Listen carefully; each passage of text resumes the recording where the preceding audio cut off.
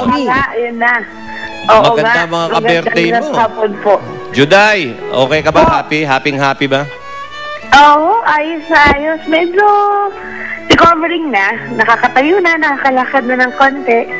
Oh, sabi ni Mami Carol, nagregaluhan sila. Bihira rin yan, ha? Oh, ang ganda nun, ha? Yung mga taga-Star Talk, gustong chismisin, Juday, ano daw yung mga binigay niyo mga regalo sa isa't isa kung pwedeng banggitin?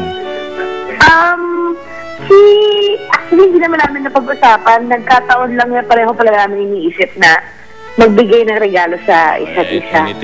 Si Rai, nagbigay ng sisig. Ako po, Daddy Watch. Oy. Oh. Daddy Watch. Oo. Yung yung sing-sing. 10 carats ba yan, Juday? Ito talaga, materialistic to. Yun ang... mga 42 carats. Oh! Ang laki, ha? Okay. Ikaw ba'y seryoso talaga, Mare, doon sa sinasabi mong sundan agad? Siguro ho, mga 1-2 taon. Masakit pala Biglang yung bumawi. Biglang bumawi. Parang masakit, ha? Pwede, di ba, normal delivery naman, Juday? Normal delivery po. Hindi ko lang din kasi in-expect yung pain ng contractions na ganun katindi. Siguro sa susunod, mas alam ko na yung i-expect ko na proseso. Yung ngayon kasi bagong-bago sa akin, kaya ang hirap, nasaktan talaga ako. Juday, may mga chismoso rito sa Star Talk, eh. Tatanong agad, may mga nag-aalok na rin ba ng commercials doon sa baby nyo, kay Lucho? May mga nag-i-inquire, pero hindi na muna namin po pinag-uusapan masyado kasi masyado pang maaga para schedule namin yung mga kaganapan sa buhay ni Lucho. Enjoyin muna namin. Isang tanong lang, Juday. Seryoso to. Nung lumabas na si Lucho, umiyak ba si Daddy Ryan? Hindi, tawa kami ng tawa sa delivery room, eh. Kasi karaniwan ay iyak sa tuwa, eh. So, kayo tawa ng tawa. Okay. Naiyak ka ba? Naluha ka ba? Oy, Ryan. Tawang-tawa po kami, dali po. Actually, tawa na kami ng tawanan sa sa delivery room pareho. Kahit si Juday, naka-anesthesia na, pero... kaya tawa ng tawa, naka-anesthesia. Ganun na. Hindi na nararamdaman. Wow, pare, hindi naman gumagano. Pare, lumabas na si Lucho, pare. Oy! Sige, magpahinga na kayo. Pare, congratulations. Masaya kami rito. Lalo na ako, natutuwa ako. Yung tabako mo, hintayin ko sa Bulaga. Thank you very much. Miss ko na rin kayo sa Bulaga. I'll be back soon. Mabuti pa si Mark Heras. Nagpatabako na. Oo nga, ibang tabako yun, ha? Congratulations!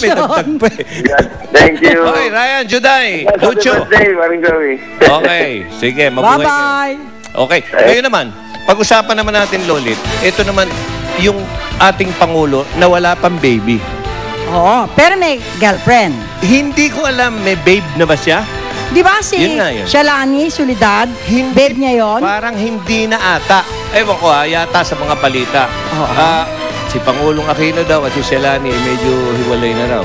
So, wala pa siyang babe. Kaya pala kumakalat ng chismis na ang nanliligaw ngayon kay Shalani, si Mayor Sherwin Gatchalian. Di ba? Hindi ba yun yung dati naman sa alaga mo? Oo, kay Pauline. Aba, teka muna, bago humaba ito, panoorin muna natin ito. Okay.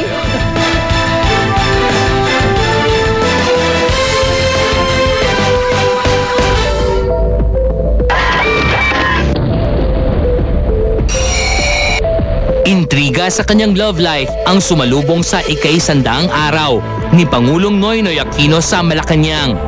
Almost a month matapos pag-usapan sa mga blogs at social networking sites, kahapon ay iniulat ng Philippine Star na hiwalay na raw ang Pangulo at ang kasintahan nitong si Valenzuela City Councilor Shalani Soledad. Ayon sa source ng pahayagan, nag-cool off muna ang dalawa bago tuluyang nag-break nang bumalik si Pinoy mula sa kanyang US trip last month. Kakulangan sa oras ang umano'y posibleng dahilan ng hiwalayan. May pakiusap naman sa media ang presidente nang tanungin siya kahapon ng mga ito tungkol sa issue. Private life ko siguro. Kasunod ng balitang breakup, lumutang naman ang pangalan ng isang dating child actress at ngayon TV reporter na umano'y bagong napupusuan ni Pinoy. Pinag-usapan sa isang AM radio program kahapon ang balitang apple of the eye ngayon ng Pangulo, si Patricia Ann Roque. Nang iparating kay Patricia ang balita, sumagot ang 23 anyos na dalaga via Twitter, and we quote, "What? No, I don't get to talk to Pinoy naman eh. Wow, where did that come from? The last time na na-cover ko siya was his first weekend as president. Yun na yun." Unquote. Reacting to rumors linking him to the TV reporter, sinabi naman ng Pangulo, and again we quote, "Not even sure I have met the individual." Unquote.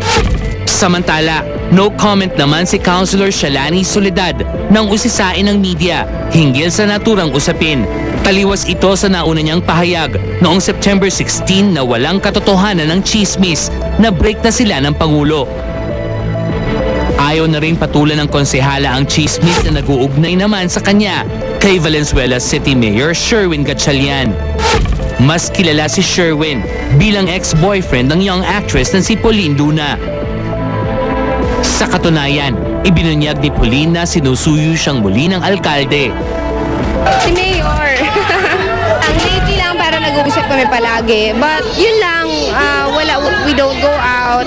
I don't have time din to go out. Pagod na pagod ako.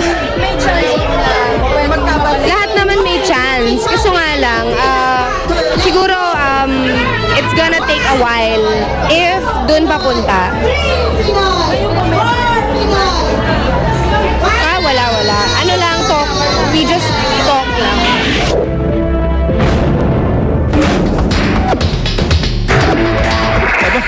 Aba, Lolit, ang laki ng pinagbago mo, ha? Oo nga. Pambihira, iba talaga nagagawa ng Belo, ha? Oo, thank you, Belo. Iba na pala talaga kasama ko, mga kaibigan. Ngayon, ang tanong natin, mga kaibigan, sa love life ni Pinoy, ang tanong natin sa poll, may pakialam ba ang publiko sa love life ni Pangulong Noynoy Aquino? Ito yung katuwaan lang. A, oo, B, hindi. And to vote, type react, space A or B, and send it to 4627 for all networks.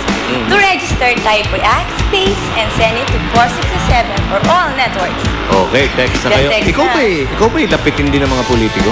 Hindi. Hindi. Okay. Hindi po.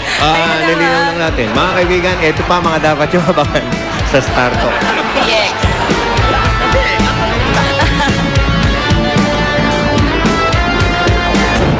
Dingdong Dante, sa unang pagkakataon, itatapat sa 4. Later pa, totally extreme!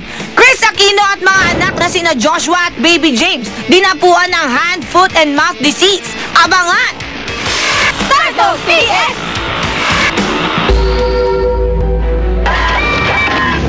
Master rapper Francis Magalona, buhay na buhay sa mga puso ng mga Pinoy! Happy birthday, Francis M!